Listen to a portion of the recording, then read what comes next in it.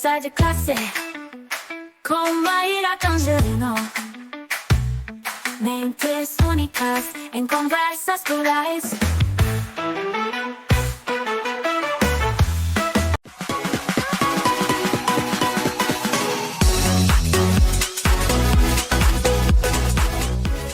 Olá, pessoal! Boas-vindas a mais um Conversa de Classe. E hoje nós vamos abordar um tema que é fundamental para a saúde e para o bem-estar.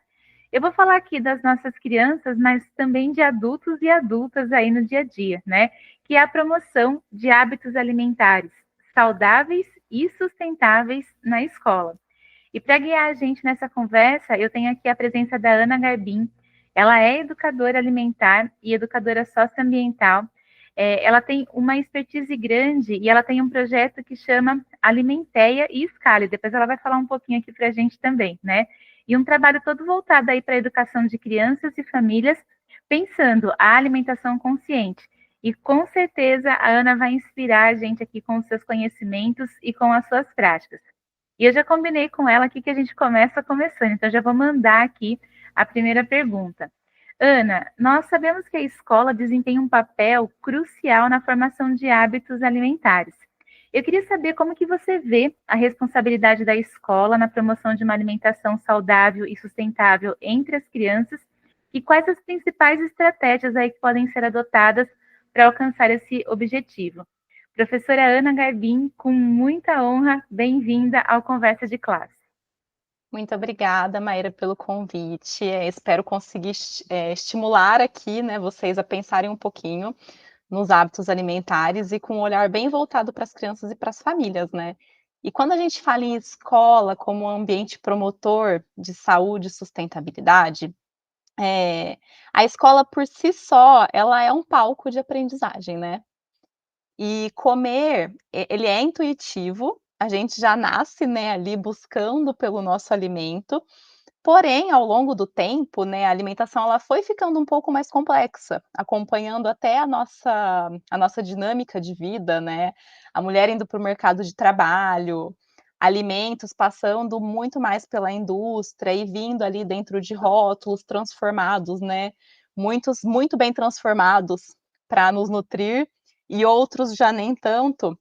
Então a escola agora acaba sendo um palco muito importante ali nessa questão, inclusive, da aprendizagem, né, do que a gente come, que já não é mais tão intuitivo assim de ir lá colher e comer sem medo, né. Então a gente pode começar falando do que é oferecido dentro da escola, né. A gente tem o Programa Nacional de Alimentação Escolar, no Brasil é um programa referência, inclusive, as escolas oferecem um prato muito nutritivo, muitas vezes a escola pública oferece alimentos, né, muito mais equilibrados, nutritivos do que as próprias escolas particulares. Pode ser um pouco chocante, mas isso é bem verdade, porque o nosso Programa Nacional de Alimentação Escolar, ele é bem referência no mundo. Ele inclusive fala de uma porcentagem de 30% da agricultura familiar, então tem também esse incentivo aí para uma alimentação que não pensa só no nutricional, né, mas pensa também nos impactos. E eu gosto sempre de trazer que saúde não é só o que a gente ingere, mas o que a gente impacta quando a gente come. E isso vem escalando ali nos programas municipais também de alimentação escolar. Então, são alimentos muitas vezes nutritivos, porém tem também os outros meios da criança consumir alimentos, nas cantinas e nas lancheiras, que já sai um pouco do controle desses programas de alimentação escolar. E aí a escola tem um papel também de se sentir responsável, né, por esses meios de alimentação dentro da escola que não necessariamente foi produzida por ela. Então o educador e as merendeiras se vendo ali como parte desse processo educacional também na hora do lanche, a escola intervindo no que é oferecido, é muito importante como uma proteção do que essa criança come dentro da escola, por mais que tenha vindo de fora e por mais que a cantina não seja um alimento produzido na escola, mas está ali dentro da escola, né. E um outro ponto que, assim, inclusive é o tema do meu trabalho, que eu respiro, é a educação alimentar e nutricional. Então a escola ela se ver como um ambiente de aprendizagem, de educação alimentar, nutricional e socioambiental, para se ensinar uma educação sistêmica, ela não só é um diferencial, é uma aliada da família, mas também quando a escola faz isso, ela nada mais do que está cumprindo uma lei que existe desde 2009, que diz que o tema alimentação precisa estar dentro dos currículos. Mas como isso não é fiscalizado e a escola é sobrecarregada, então acaba que, na realidade, essa educação alimentar não acontece da forma como precisa. Inclusive, no fim do ano passado, saiu um decreto, reforçando que essa temática da alimentação precisa estar dentro dos currículos, e a gente vê que existe alguns movimentos, mas que ainda, né, como os próprios movimentos que eu faço parte, a gente está aí lutando para que essa educação alimentar aconteça de uma forma consistente e que traga frutos, né. Aí você perguntou de estratégias, né, Maíra. Que eu penso sobre estratégias, né? Acho que a gente tem que pensar sempre numa esfera mais governamental ali de políticas públicas, né? Então já tem alguns municípios que têm leis contra o que é oferecido dentro da escola, para proteger a criança da exposição mesmo a esse alimento que vai prejudicar a sua saúde. A formação de educadores para que eles consigam fazer essa educação alimentar, porque eu como engenheira de alimentos, é muito fácil eu dizer, né, faça educação alimentar. O educador não tem isso na formação, então na formação dele de pedagogia, né, enfim. Então ele precisa ter uma formação voltada para essa educação alimentar. E essa sistematização de como essa educação entra dentro do currículo, de uma forma que atinja as crianças e atinja também as famílias, né, para que seja uma educação que de fato colha frutos. Ana, que resposta maravilhosa, né? A gente tem um público que acompanha o Conversa de Classe, que é um público de docentes, mas também de graduandos, né? Um pessoal que ainda está em formação e que ainda vai ocupar esses espaços na escola e no mercado de trabalho de uma forma geral, né? E eu vejo, né, quando você fala, né, quando a gente fala assim, né, que tem uma lei, gente, isso significa que é direito dessas crianças e desses adolescentes serem formados, você pode até me corrigir, né, se não estou usando aí a palavra correta, mas formados mesmo para uma alimentação que seja, né, mais saudável e mais sustentável. Eu sou originalmente da educação infantil, né? E geralmente um dos dramas que a gente vive lá é a resistência das crianças a experimentar novos alimentos e principalmente frutas, verduras e legumes, né? Eu queria saber como que a escola pode incentivar a experimentação e a descoberta de novos sabores de uma forma lúdica e prazerosa, ou talvez não, né? Despertando aí o interesse das crianças por uma alimentação mais diversificada e nutritiva. Acho que é importante primeiro a gente enfatizar que existe uma seletividade alimentar que tá muitas vezes atrelada a algum transtorno ali, até neurológico que essa criança tenha, né. Então acho que a gente precisa separar essas 2 coisas, para não achar que apenas estratégias de educação alimentar vão colher frutos, né. Acho que precisa de um acompanhamento mais especialista, de um médico, de um nutricionista, para entender essa criança, da onde vem a seletividade dela. A maior parte das crianças tem uma seletividade por conta mesmo de falta de exposição.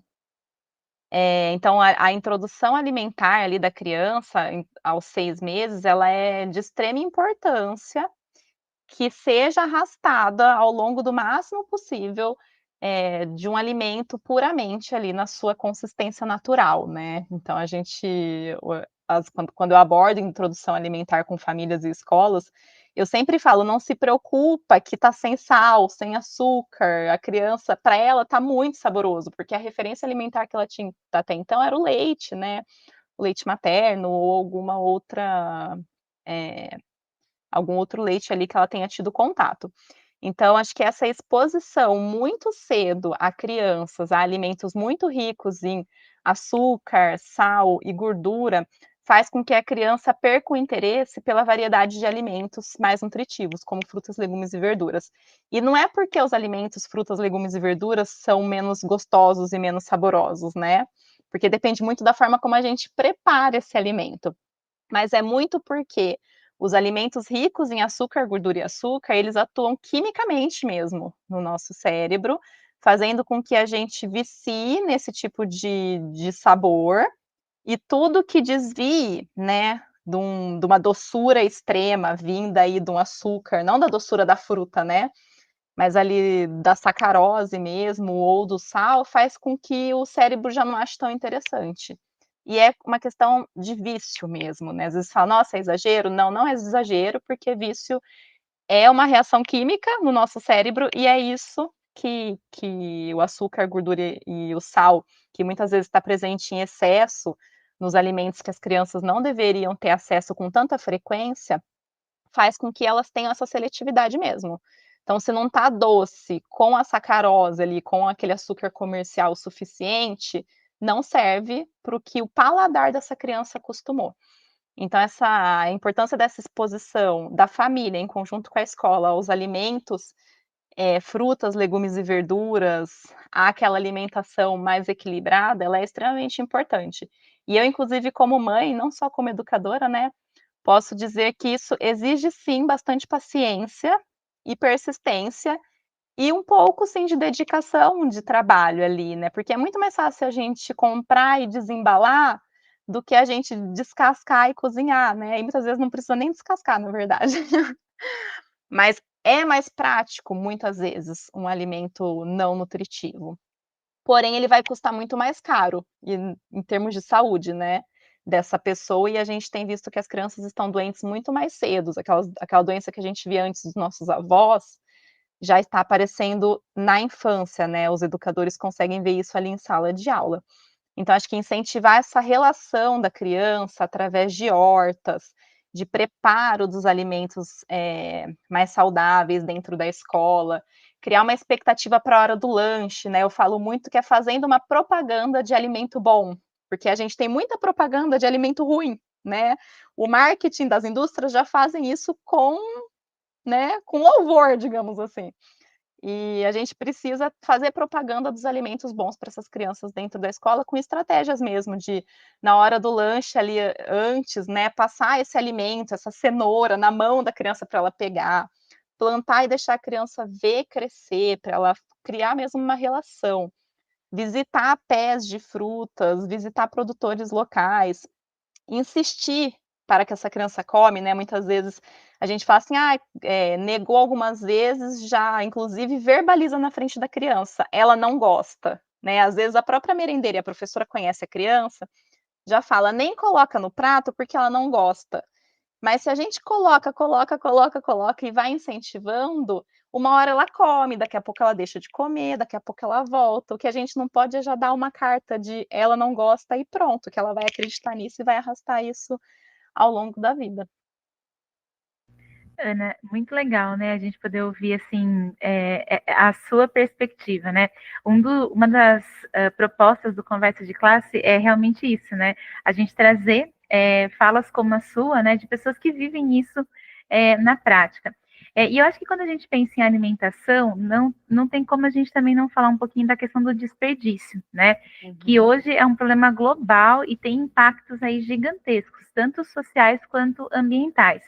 Eu queria saber como que a escola pode conscientizar sobre a importância de evitar o desperdício, né, desde o momento da escolha até o consumo consciente dos alimentos, e como que a gente pode envolver não só as crianças, né, mas a comunidade escolar ali em práticas sustentáveis.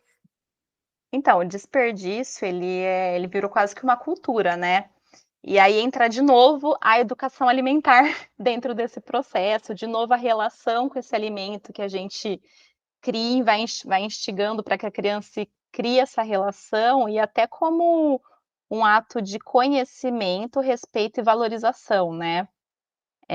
Então ações como eu já tinha citado, como a horta, como o preparo, ela ir criando mesmo esse quase que um amor ali, né, pelo alimento, a escola ajudar essa criança através de atividades, a entender de onde vem esse alimento, né, qual o caminho que ele percorreu, quem produziu, né, a gente tem até ações que se chamam por quantas mãos esse alimento passou, porque daí ela vai entendendo que não é uma coisa que surgiu como um passe de mágica e não tem valor nenhum, né, a gente descarta.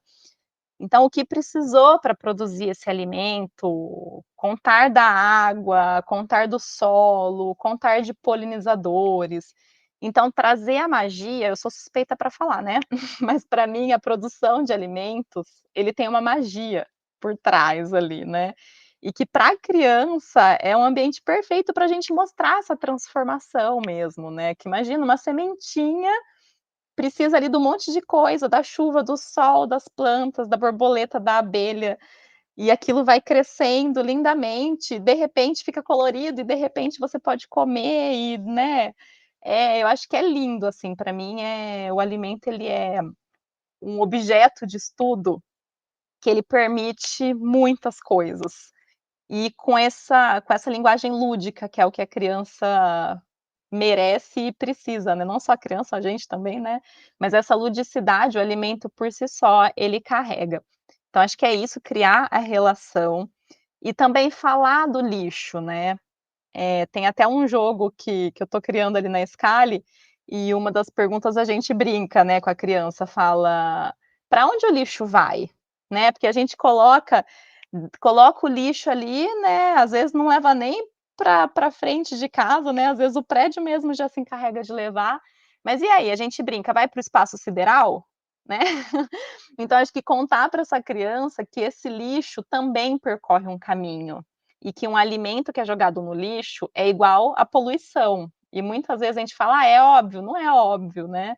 Pra criança, às vezes até para o adulto é do tipo: "Ah, nem sei para onde vai". Então contar essa história do lixo também, que ele também carrega muita história. Um outro ponto que os pais, né, podem fazer em casa, mas os educadores ali, quando eles estão presentes enquanto a criança come, que é essa autorregulação, né, da criança quando ela come, dela de até ver isso como autocuidado. Eu vou colocar mais no meu prato do que eu vou dar conta? Então, primeiro que eu não estou respeitando ao meu próprio corpo, e segundo que daí isso vai virar poluição. Então acho que engatar todas essas temáticas, como a embalagem, por exemplo, que pode trazer essa questão do senso crítico na escolha. Então, não sei se vocês já ouviram falar, mas tem os 5 R's, né, da sustentabilidade. Então, primeiro eu vou recusar, né, ou repensar sobre eu preciso, eh, do alimento vindo embalado desse jeito? Será que eu tenho alternativas? Como é que eu posso reutilizar isso? Ou como é que eu posso reciclar? Enfim, né, essa senso crítico sobre o resíduo e a poluição que a gente gera através do desperdício também. E esse entendimento, de novo ali, né, da oportunidade do alimento ser uma contação de histórias maravilhosa, que é a gente entender o alimento como um ciclo, né, que ele começa de uma semente, vem se transformando, entra no nosso corpo, mas se ele não entra, como que a gente fecha esse ciclo, né? A própria economia circular, ela tem trazido isso para a gente adulto, mas a gente já pode falar isso para a criança, né, eu posso fechar esse ciclo com a compostagem, e aí ela pode virar um objeto de pesquisa para essa criança. Então, o que que é a compostagem? Quais animais que podem fazer essa compostagem? Fazer a compostagem na escola, ter alguma atividade para, de repente, instigar o pai a compostar também, colocar a criança, né, escolas que tenham o privilégio de ter uma composteira, colocar a criança para fazer parte ali do processo de compostagem, para levar esse alimento para a composteira, para depois ver esse adubo e usar esse adubo na horta. Então acho que fechar esse ciclo com a criança e trazer essa relação dela de cuidado e de amor com o alimento, podem ser estratégias para ajudar a diminuir esse desperdício através da consciência. Ah, Ana, muito legal, né? E dicas práticas aí que você. E simples, né? Acho que isso que é importante também, né? São dicas que a gente consegue incorporar aí no dia a dia da escola e usar, como você falou, para trazer esse encantamento, né? E acho que uma parte importante também, quando a gente pensa em educação alimentar, é a gente lembrar que o alimento, ele também é cultura, né? E isso envolve aí a valorização da cultura alimentar local e o consumo de alimentos que são regionais e sazonais. Como que você acha também que a escola pode integrar essa dimensão cultural e socioambiental ali nas práticas para promover o conhecimento de produção local de alimentos e o desenvolvimento de hábitos alimentares mais sustentáveis? Então, Maíra, eu fico muito feliz com uma entrevista dessa, porque a gente não está falando do alimento só de um aspecto nutricional, né? A gente está falando de meio ambiente e de cultura, né? Até eu falo, o alimento ele é muitas vertentes. Eu gosto de participar de lugares que trazem essa visão sistêmica do alimento. E dentro da escola, eu gosto de enfatizar, né, muitas vezes as pessoas falam: "Ah, mas eu não tenho espaço para fazer educação alimentar. Eu não faço porque eu não tenho espaço". Aí vai muito a formação do educador para ele enxergar que esse espaço já existe, né. O alimento ele é tão, tão transdisciplinar, que você pode falar do alimento desde quando você está falando de geografia, até quando você está falando de educação racial. E aí, em cada aspecto ali que você fale de alimento, você também vai conseguir puxar alguma questão cultural dele, né. Então eu gosto de dar uma ênfase cultural para o arroz e feijão, que é tão cultura brasileira, né.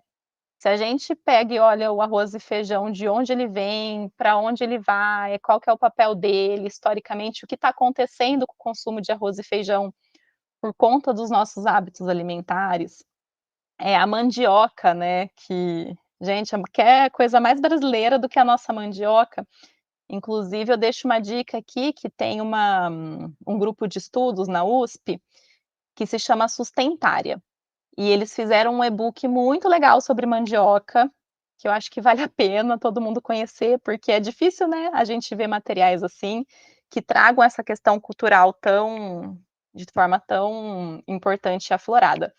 Então acho que esse educador estar sensibilizado e ter uma formação para ele ligar um radar mesmo, e enxergar essas relações. "Ah, agora eu vou falar de história, né, o que que eu posso que alimento que eu posso trazer e fazer um link aqui com essa parte da história que eu vou contar, e de repente investigar mesmo com a criança. Esse alimento ainda existe? Ou ele se perdeu ao longo da história, né, ele se perdeu por quê? Será que por questões ali de ajustes familiares, né, que a gente perdeu de repente receitas tradicionais dos nossos ancestrais, dos nossos avós e por isso que a gente não consome mais? Ou porque a globalização trouxe ali alimentos, né, de outras regiões que às vezes a gente valoriza mais do que os alimentos no nosso próprio país, né. Essa questão de sair em campo com a criança, explorando o que existe no próprio entorno, né. Numa ação que a gente fez numa escola, as crianças se encantaram com pés de frutas que tinha ali na hora do recreio e elas nem se davam conta. E talvez ter uma ação disso vindo ali de forma sistematizada da própria educadora, faz até ela se apropriar do próprio ambiente dela, né, e entender frutas que muitas vezes ela sai colhendo ali na vizinhança num passeio, né. Eu falo que tem coisa mais gostosa do que a gente sair para passear e já ter o nosso lanchinho no caminho, fresquinho nos pés de frutas, entendendo as estações, né. Às vezes a gente sai aqui, tem tantos pés de frutas na avenida de casa, mas tem época que não tem. Por que não tem naquela época? Já vira um outro objeto de estudo, né, dessa questão do ciclo da natureza mesmo. Então acho que é muito disso, assim, de começar de dentro para fora, a criança se apropriar do que ela tem no entorno, da sua própria cultura, trazer essas visões de história familiar mesmo, né. O que que a minha família tem, que é um aspecto cultural? Ou o que tem na minha escola, no meu bairro, na minha vizinhança, algum produtor, alguma festividade que eu não dou bola e não vou, porque ela não é famosa, né, e que traz o aspecto cultural do alimento. Ana, muito obrigada, né, pela entrevista tão generosa. Você falou que é gostoso participar de uma entrevista como essa, não sabe como é gostoso te ouvir falando assim, né? Ai. Dá uma outra abertura, né, uma outra perspectiva para a gente. Eu queria saber se você quer deixar alguma palavra final aqui para o nosso público para a gente encerrar a entrevista. Olha, eu acho que já que eu estou falando com educadores, eu quero pedir o apoio de vocês mesmo, para que a gente enxergue a educação alimentar e nutricional, mas uma educação sistêmica nas escolas como um objeto mesmo de transformação, né. Então eu acredito muito que se essas crianças crescerem sabendo escolher melhor do que a gente, muita coisa vai mudar. Mas infelizmente a gente não tem muito tempo para esperar elas crescerem, né. Então a gente já precisa dos pais ali junto também, atuando e fazendo escolhas mais conscientes. Então o educador, como sempre, né, tem um papel primordial aí na consciência e na educação, então eu só queria pedir um olhar para a educação alimentar com bastante carinho também. E que bom, né? Porque em épocas em que às vezes a gente vive esse terror assim, o educador vai ser substituído, tá aí um grande ponto Nunca. que não tem como, né, Ana? Não. A alimentação se dá na interação também, né? Das famílias, na escola, com os nossos pares, né? Então, a gente fica um recado aí de um aspecto que não tem como substituir o educador. Não mesmo. Ana, muito obrigada. E, pessoal, a gente se vê no próximo Conversa de Classe. Até mais. Tchau, obrigada.